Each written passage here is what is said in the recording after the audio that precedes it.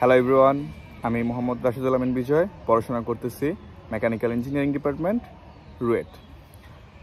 আজকের এই ভিডিওটা হচ্ছে আমার ডিইউতে 1667তম হওয়ার যে গল্প সেটা নিয়ে। মানে আমি কিভাবে 1667তম হলাম এবং হচ্ছে এর অনুভূতিটা কেমন ছিল সেটাই, এবং এক্সাম হলের আমার স্ট্র্যাটেজি কী ছিল এবং কিভাবে আমি প্রিপারেশন নিয়েছিলাম লাস্টে, সেটাই তোমাদেরকে জানাবো। তোমাদের মেবি হচ্ছে 15 তারিখে ডিইউ পরীক্ষা, ডিইউ ক ইউনিটের, যাদের হচ্ছে মেডিকেলে অথবা এতদিন ইঞ্জিনিয়ারিং ইউনিভার্সিটির পরীক্ষা হলো, এগুলোতে খারাপ হয়েছে, কিভাবে ডিইউ ক্র্যাক করে হচ্ছে তোমরা আরও তোমাদের স্বপ্নটাকে আরও একটু বাস্তবায়ন করতে পারবে। তো আমি আমার ডিইউর পরীক্ষার দিনের গল্পটা বলি, তার বাই থ্রোতে হচ্ছে আমি আরও বাকি সব কিছু বলে যাব। তো ডিইউ পরীক্ষা আমাদের ছিল হচ্ছে মার্চের 1 তারিখে 2023 সালে। তো এর আগে হচ্ছে আমার জেইউতে পরীক্ষা হয়েছে, এমআইসিতে পরীক্ষা হয়েছে। জেইউতে পরীক্ষায় হচ্ছে আমি মানে কিছু ট্রিক্সের অভাবের কারণে হচ্ছে আমি চান্স পাই নাই। তো তারপর এটা নিয়ে আর কি মনের মধ্যে একটা আর কি কনফিডেন্স লো হয়ে গেছিলো যে হচ্ছে প্রথম পরীক্ষা দিলাম, প্রথমে একটা পাবলিকে চান্স পেলাম না, হয়তো আমার কি দেয়া কিছু হবে না। তো এরপর এমআইসিতে পরীক্ষা দিলাম, সেটাতে ওয়েটিংয়ে ছিলাম, তারপরে মনে হলো যে হয়তো বা কিছু হবে না। তো এমন একটা ভিতরে ভয় ভয় কাজ করা শুরু করতেছিল। বাট এই ভয়কে জয় করার জন্য আমি তারপরেও একটু নিজের ভিতরে একটু সৎ ছিলাম যে যেহেতু আমি পড়াশোনা করছি, নিজের এফোর্টটা দিছিলাম, তার মানে হচ্ছে ইনশাল্লাহ আল্লাহ যদি চায় কোনো একটার মধ্যে হয়তো বা চান্স পাবো। তো এরকমভাবেই মানে যাচ্ছিল একটা উইক পুরোপুরি। তো এইরকমই হচ্ছে আমাদের মানে ডিইউ পরীক্ষা 1 মার্চ ছিল, তার 1 সপ্তাহ আগে আমি ওই টাইমে হচ্ছে আমি যেহেতু ইঞ্জিনিয়ারিং প্রিপারেশন নিয়েছিলাম, তো এই জন্য হচ্ছে আমার ইঞ্জিনিয়ারিং ম্যাথগুলো যেগুলো ছিল এগুলো মোটামুটি আকারে হচ্ছে একটু কঠিন টাইপ, তো মানে কম্পারেটিভলি। তো এই জন্য হচ্ছে মানে ডিইউ রিটেন নিয়ে হচ্ছে আমার ওরকমভাবে চিন্তা করতে হয় না, কারণ যারা ইঞ্জিনিয়ারিং প্রিপারেশন নেয় তাদের জন্য ডিইউ রিটেন আসলে তেমন কিছুই না। এটা হচ্ছে কেমন ভার্সিটি থেকে একটু কঠিন ডিইউ, আর ইঞ্জিনিয়ারিং থেকে একটু সোজা হচ্ছে ডিইউ। তো যদি ইঞ্জিনিয়ারিং প্রিপারেশন কেউ নিয়ে থাকো তাহলে আসলে ঢাবির যে রিটেন আছে, রিটেন অংশ নিয়ে আসলে কারো ওইরকমভাবে মানে কনফিউশন থাকা উচিত না, অথবা কনফিউশন থাকবে না ইনশাল্লাহ। আর প্রিভিয়াস ইয়ারের যে ঢাবির কোশ্চেনগুলো ছিল সেই কোশ্চেনগুলো হচ্ছে তোমরা মানে বেটারভাবে সবগুলো করে যাও, একটা বাদ রাখো না।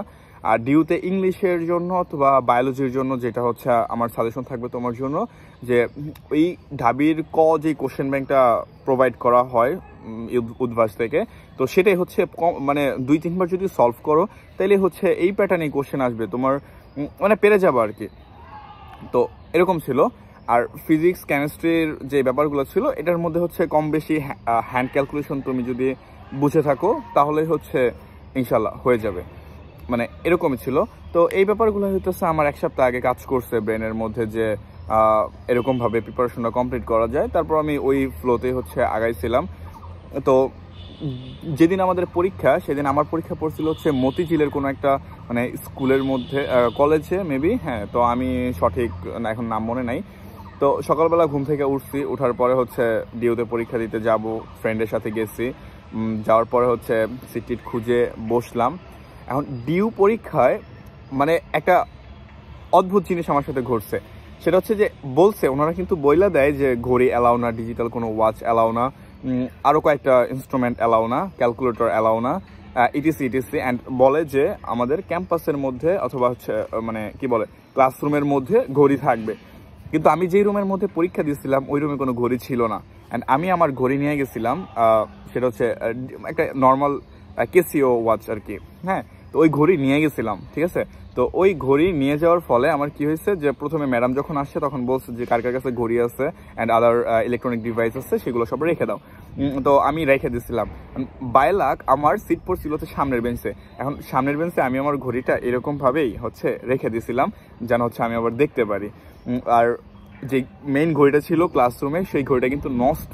তো অনেকেরই হচ্ছে টাইম ম্যানেজমেন্ট নিয়ে প্রবলেম হয়েছিল। তো আমি সাজেস্ট করবো যে তোমরা ঘড়ি মাস্ট বি নিয়ে যাবা, ক্লাসরুম পর্যন্ত নিয়ে যাবা। তখন যদি ম্যাডাম বলে খুইলা রাখো, তুমি খুইলা যে কোনো একটা জায়গায় রাখবা। আর ম্যাডাম যদি দেখে যে হচ্ছে মানে কোনো প্রবলেম নাই তাহলে কিন্তু কনসিডার করে, কারণ তুমি ঘড়িটা নিয়ে গেছো, ক্লাসরুমে কোনো ঘড়ি কাজ করতেছে না, ওই মোমেন্টে কিন্তু ম্যাডাম তোমাকে বলবে অথবা স্যার তোমাকে বলবে যে ঘড়িটা তুমি রাখো। তো এই জন্য ঘড়িটা নিয়ে যাবা, ঠিক আছে। এখন হচ্ছে আসি কীভাবে আমি কোশ্চেনটা অ্যাপ্রোচ করছিলাম। তো কোশ্চেন অ্যাপ্রোচের ক্ষেত্রে আমি প্রথমেই হচ্ছে কেমিস্ট্রিতে চলে গেছিলাম, যেহেতু আমি কেমিস্ট্রির মানে একটু মানে পরবর্তী মানে মুখস্থগুলো একটু ভালো করে পড়ার চেষ্টা করছিলাম এই জন্য, কারণ ডিউর জন্য মুখস্থটা সবচেয়ে বেশি ইম্পর্টেন্ট, আর বাকি যেগুলো মানে কইরা ছোটোখাটো হিসাব এগুলো তোমরা মানে পারবা হ্যান্ড ক্যালকুলেশন। তো এই জন্য আমি হচ্ছে মানে প্রথমে কেমিস্ট্রিতে গেছি, যাওয়ার পর আমি ধুমধুম করে মনে হয় হচ্ছে সব ভুলে যেতেছি 15টা অথবা 12টা ছিল মেবি এমনই। তো এর মধ্যে হচ্ছে আমি 10টার মতো দাগাইছিলাম, 10টা হ্যাঁ 15টা ছিল, 15টার মধ্যে আমি 10টার মতো দাগাইছিলাম, 10টা 11টার মতো দাগাইছিলাম। দাগায় আমি বায়োলজিতে চলে গেছে। এখন আমার বায়োলজি প্রিপারেশন কি ছিল, বায়োলজি আমি জাস্ট ঢাবি ভার্সিটি কজি কোশ্চেন ব্যাংকটা আছে ওইটার যেই মানে বায়োলজি পোর্শন ছিল ওইটা আমি 2বার পড়ছিলাম, 2বার। হ্যাঁ, আর এছাড়া আমি অ্যাডমিশনে আইসা বায়োলজির বই 2টা মানে ফার্স্ট পেপার সেকেন্ড পেপার বই যে আমি কোন চিপায় হারাই ফেলছি আমি নিজেও জানি না।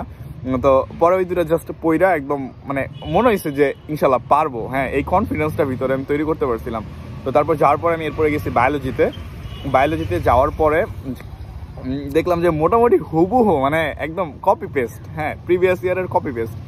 আমি ওই সুন্দর মতো কপি পেস্ট করে হচ্ছে 8টা 9টার মতো দাগায় ফেলছে। আমার তো কনফিডেন্স লেভেল পুরা আপ যে ভাই মানে বায়োলজি যেহেতু 8টা 10টা দাগায় ফেলছি তার মানে তো আমি হয়েই গেছে, আমার কোনো প্যারাই নেই। তারপর গেছে হচ্ছে ম্যাথে। আমাদের সময় ম্যাথটা একটু সহজ আসছিল, মানে প্রিভিয়াস ইয়ার কোশ্চেন অনেকগুলো আসছিল, আর ইন্টিগ্রেশন ডিফারেন্সিয়েশনগুলোও ছিল হচ্ছে 2 লাইনের। তো এই জন্য খুবই তাড়াতাড়ি করে হচ্ছে ওইগুলো করে ফেলতে পারছিলাম। তারপর গেছিলাম হচ্ছে ফিজিক্সে একটু আমাদের টেকনিক্যাল কোশ্চেন ছিল, পর ওইগুলা মানে কোনোভাবে মনে হয় 8টা কি 9টার মতো হচ্ছে দিয়েছিলাম। আরও 2-1টা হচ্ছে হল থেকে বের হওয়ার পরে মনে হয়েছিল যে আরে দেওয়া যায় তো, বাট দিতে পারি নাই। যাই হোক, পরে গেছিলাম হচ্ছে আমি রিটেন পোর্শনে। তো রিটেন পোর্শনে যাওয়ার পরে হচ্ছে আমরা ফার্স্টে হচ্ছে আমি গেছি হচ্ছে বায়োলজিতে, কারণ বায়োলজি আমি পারি না। তো 2-1টা যা পারি ওইগুলো হচ্ছে লিখছি, 2টা কোশ্চেন লিখছিলাম। তারপর গেছি কেমিস্ট্রি এত টাইম কনজিউমিং ছিল আমাদের সময়, মানে অনেক পরিমাণে লিখতে হয়েছিল। পরে যায় দেখি হচ্ছে আমার মানে কেমিস্ট্রি ফিজিক্স আর হচ্ছে ম্যাথে টাইম কমে গেছে। এরপর আমি গেছি ম্যাথে, কারণ ম্যাথ হচ্ছে আমি দেখছিলাম যে কেমন যেন টাইপটা কমন মনে হইতেছে। বিপরীত ত্রিকোণী থেকে একটা ম্যাথ ছিল, আর কিছু ছিল। তো পরে হচ্ছে আমি ম্যাথটা দিছিলাম। তারপরে গেছিলাম হচ্ছে ফিজিক্সে, যায়া তো মানে সব কিছু কেমন জানি আন্ধার দেখতেছিলাম যে ভাই কিচ্ছু তো মিলতেছে না। তারপর একটু মানে ব্রেনটা রিল্যাক্স করছি, পিছনে যা যা কিছু করে আসছি সব কিছু রেখে দিচ্ছি, জাস্ট ফিজিক্স নিয়ে বসছি। তখন আমার টাইম ছিল মনে হয় হচ্ছে আর 10 মিনিটের মতো টাইম ছিল। 10 মিনিটের মধ্যে তারপর হচ্ছে মানে নিচের 4টা কোশ্চেন ছিল, নিচের কোশ্চেনটা পারছিলাম। তারপর মনে হলো আরেকটু ট্রাই করার পরে আরও 2টা কোশ্চেন হচ্ছে মানে অ্যান্সার করতে পারছিলাম, আরেকটা পারি নাই। তো ওভারঅল এটাই ছিল হচ্ছে মানে ডিউর এক্সপিরিয়েন্স। আর ডিউ পরীক্ষাতে এত বেশি আর কি টেন্সড হয়েও না, যে কারণ বেশি পরিমাণের কম্পিটিশন, অ্যাকচুয়ালি সবাই পরীক্ষা দিতে যায় না, সবার সলিড প্রিপারেশনটা থাকে না। তো best of luck for DU exam. আমি ডিউতে ভর্তি হই নাই মানে সাম অফ দ্য রিজন, কারণ ইঞ্জিনিয়ারিং প্রিপারেশন নিয়েছিলাম, ইঞ্জিনিয়ার হওয়ার ইচ্ছা, এই জন্য আসছি। এই জন্য ডিউ স্যার দিয়েছে। অনেকে আমাকে বলছে যে এত বেটার র্যাঙ্ক নিয়ে কেন ডিউ সারলা। তো যাই হোক, তোমাদের সবার জন্য শুভকামনা। আর ডিউ আসলেই জোস, মানে ডিউ জোস। আর আমি এখন আসি হচ্ছে সেন্ট্রাল ফিল্ডের পিছে, আমার পিছে হচ্ছে সেন্ট্রাল ফিল্ড, অ্যান্ড এখানে হচ্ছে মানে এই রাস্তাটা খুবই সুন্দর, এই জন্য এখানে আসা হয়, একটু হাঁটাহাঁটি করা যায়। আর পিছনে হচ্ছে ভিসির বাসা, এটা হচ্ছে আমাদের রুয়েটের ভিসির বাসা। Thank you. আমার কথাগুলো যদি ভালো লেগে থাকে লাইক সাবস্ক্রাইব কিছু একটা করো, অ্যান্ড টাটা।